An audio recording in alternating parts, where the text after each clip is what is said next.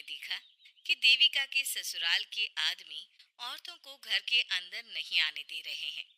देविका उन्हें पुलिस में जाने की धमकी देती है, जिससे पूरे गांव में अफरा तफरी मच जाती है। तभी गांव का एक आदमी सरपंच को बुलाकर ले आता है। सरपंच उनके घर के बाहर का नजारा देखकर कहते हैं, जोगिंदर जी, ये आपके घर की औरतों ने कैसा हंगामा मचा रखा है। आपका घर तो संस्कारों की मिसाल था, लेकिन ये मैं क्या देख रहा हूँ। आपके घर की किसी औरत ने घूंघट नहीं कर रखा। सरपंच जी, हमारे घर की औरतों को इस देविका ने बहकाया है।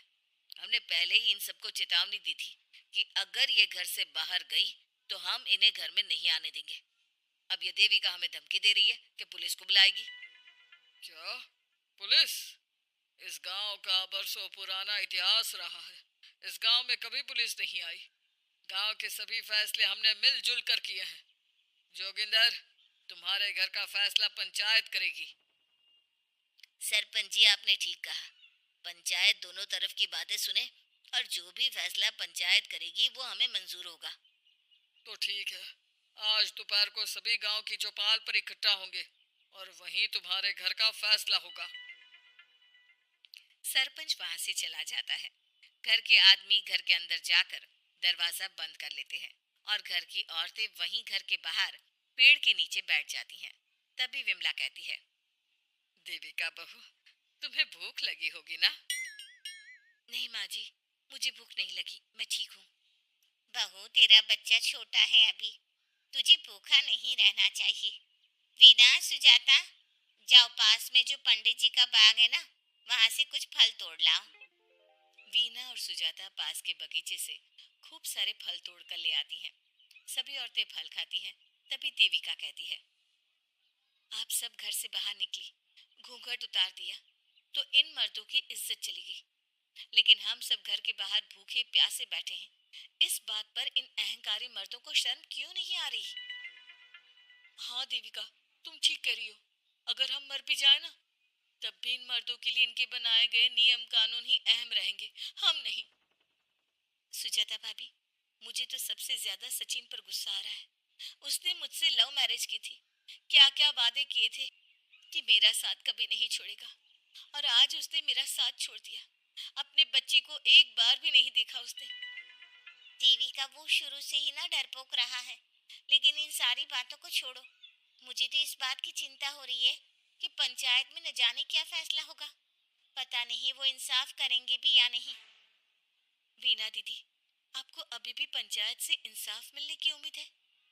अगर इस गांव की पंचायत में सच में इंसाफ करने की भावना होती तो सरपंच जी अभी हमें घर के अंदर जाने देते। देखा नहीं कितना जहर उगल कर गए हैं हमारे खिलाफ। तो बहू, अब हम क्या करेंगे? पंचायत तो हमारे खिलाफ ही फैसला सुनाएगी। पहले तो हम अपनी सारी बातें रखेंगे।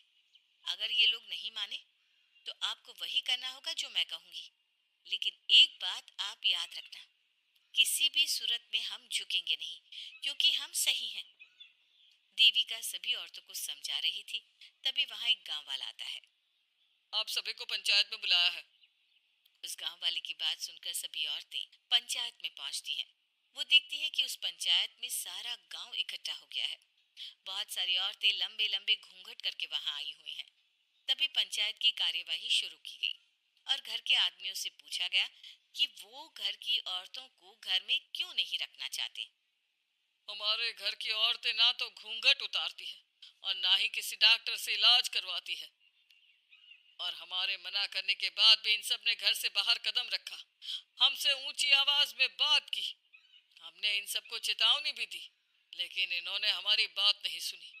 अब ये सभी औरतें हमारे घर में नहीं रह सकती। अब औरतें अपना पक्ष रखें।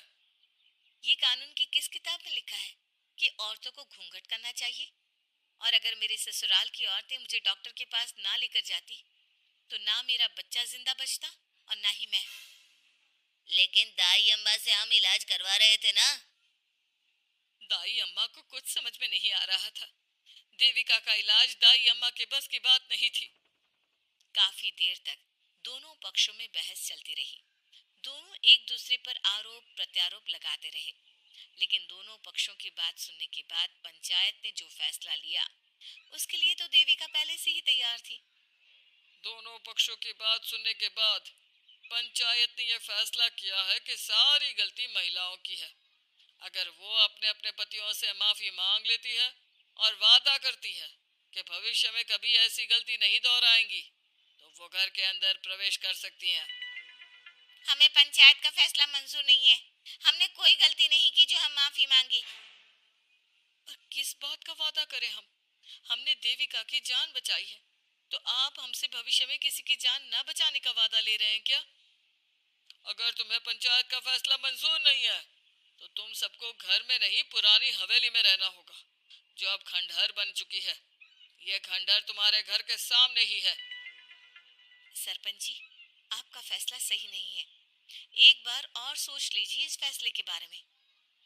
ओ शहर की छोरी, 4 किताबें क्या पढ़ ली, हमें सही गलत का पाठ पढ़ाएगी? तुझे पता नहीं कि पंचायत का फैसला यहाँ सदियों से चलता आया है और लोग उसी को मानते आए हैं। अच्छी तरह जानती हूँ सरपंच जी। अगर मैं चाहूँ तो आपके इस फैसले को कोर्ट की चौखट तक ले जा सकती हूँ। पुलिस को बुलाकर अभी घर के अंदर जा सकती हूँ। पंचायत और घर के आदमियों की शिकायत पुलिस में कर सकती हूँ और अपने बच्चे को उसका हक दिलवा सकती हूँ। लेकिन नहीं, मैं ऐसा नहीं करूँगी। मैं उसी खंडहर में रहूंगी और इस गांव के आदमियों को दिखा दूंगी कि औरत खंडहर को भी महल बना सकती है, और वो भी बिना किसी आदमी की मदद के। सारे गांव की औरतें देविका की बातें सुनकर हैरान हो जाती है। उनका जीवन घूंघट और घर के 4 दीवारी के बीच में ही था। कोई औरत अपने हक के लिए पंचायत से भी टकरा सकती है, ये बात उन्होंने पहली बार सुनी थी। अब देविका घर की औरतों के साथ खंडहर में चली जाती है। माँ जी, ये खंडहर तो काफी पुराना है। भाभी, खंडहर पुराने ही होते हैं। मुझे तो डरावना भी लग रहा है। मैं डर की वजह से कभी इस खंडहर के आसपास भी नहीं आई, लेकिन मुझे क्या पता था कि एक दिन इसी में रहना पड़ेगा। ये तो टूटा फूटा भी पड़ा है। माँ जी, एक काम करते हैं, ये खंडहर तो काफी बड़ा है, इसलिए एक हिस्से की साफ सफाई करके उसे ही रहने लायक बना देते हैं। बाद में धीरे धीरे पूरा खंडहर ठीक कर लेंगे। हाँ बहू, तुम ठीक कह रही हो। विमला भाभी और मैं इस खंडहर के टूटे हुए हिस्सों पर मिट्टी और ईंटें लगा देते हैं। सुजाता और विना, तुम साफ सफाई कर लो। सभी औरतें मिलकर खंडहर के एक हिस्से को सुधारना शुरू कर देती है और काफी देर तक मेहनत करने के बाद वो उस हिस्से को काफी हद तक अच्छा कर लेती है। और इसी तरह रात हो जाती है। सभी औरतें बैठकर बात करती है। माँ, हमने इस खंडहर को घर तो बना दिया है, लेकिन ये घर चलेगा कैसे? हाँ माँ जी, मैं भी यही सोच रही हूँ। और हम सब तो बड़े हैं, गर्मी सर्दी भूख कुछ भी आसानी से बर्दाश्त कर सकते हैं। लेकिन देविका का बेटा बहुत छोटा है, उसे तो हमें अच्छी तरह से पालना होगा ना। मैं भी यही सोच रही हूँ कि आगे हमें क्या करना चाहिए। कम्मू और मैं मिलकर मिट्टी का चूल्हा और मिट्टी के बर्तन बना देते हैं।